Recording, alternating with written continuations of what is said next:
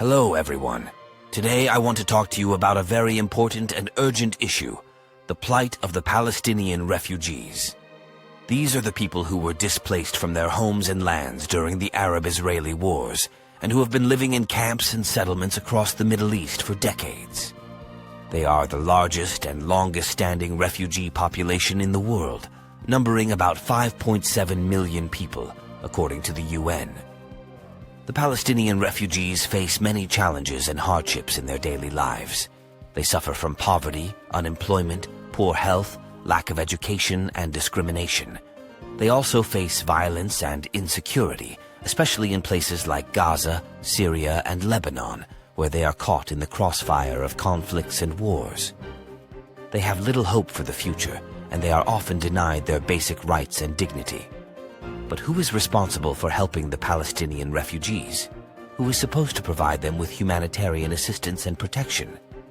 Well, there is a UN agency that is specifically dedicated to this task, the United Nations Relief and Works Agency for Palestine Refugees in the Near East, or UNRWA for short.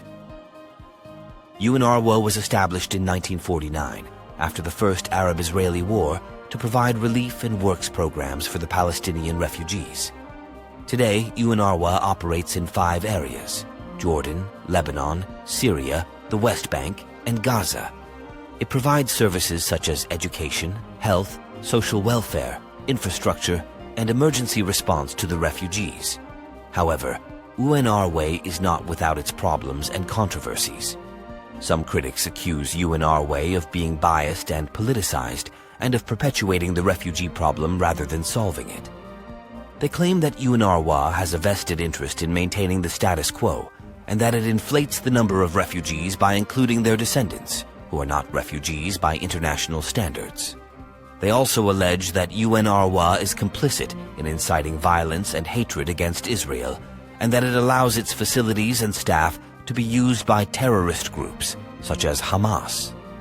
They argue that UNRWA should be reformed or replaced by another organization, such as the UN High Commissioner for Refugees, or UNHCR, which deals with all non-Palestinian refugees in the world. On the other hand, some defenders of UNRWA counter that UNRWA is a vital lifeline for the Palestinian refugees, and that it performs a humanitarian and neutral role. They contend that UNRWA is not responsible for the political aspects of the conflict, and that it cannot change the legal status or the rights of the refugees, which are determined by the UN General Assembly and the parties involved. They also deny that UNRWA is involved in any wrongdoing or misconduct, and that it has strict policies and procedures to prevent any misuse or abuse of its resources and personnel. They argue that UNRWA should be supported and funded by the international community, and that it should continue its work until a just and lasting solution is found for the Palestinian refugees. So, what do you think? Who is right and who is wrong? How can we evaluate the performance and the impact of UNRWA? How can we help the Palestinian refugees, who deserve a better life and a brighter future, and not a life of misery and hatred? Well, I think the answer is not simple or easy. I think we need to look at the issue from different perspectives and angles, and to consider the facts and the evidence as well as the opinions and the emotions. I think we need to be critical and objective, but also compassionate and empathetic. I think we need to be aware and informed, but also open-minded and curious. That is why I invite you to join me in a discussion about this topic, where we can share our views and learn from each other. I have prepared some questions for you to think about and to answer, and I hope you will participate actively and respectfully. Here are the questions. What are the main causes and consequences of the Palestinian refugee problem? What are the main challenges and opportunities for UNRWA and the UN in addressing the Palestinian refugee problem? What are the main strengths and weaknesses of UNRWA and the UN in providing humanitarian assistance and protection to the Palestinian refugees? What are the main sources and types of funding and support for UNRWA and the UN in delivering their services to the Palestinian refugees?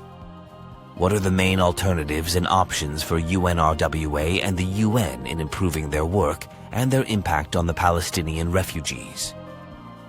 What are the main roles and responsibilities of the international community and the regional actors in finding a solution for the Palestinian refugee problem? What are the main hopes and fears of the Palestinian refugees themselves, and what are their rights and aspirations? To you, the viewers, I made an effort to leave my opinions and feelings out of it. I tried to make it more clear, concise, balanced, realistic, and supported. I also tried to make it more interactive and engaging by inviting you to join a discussion and by asking you some questions. So, thank you for watching my video, and please like and always continue following. Here are some links that may help you.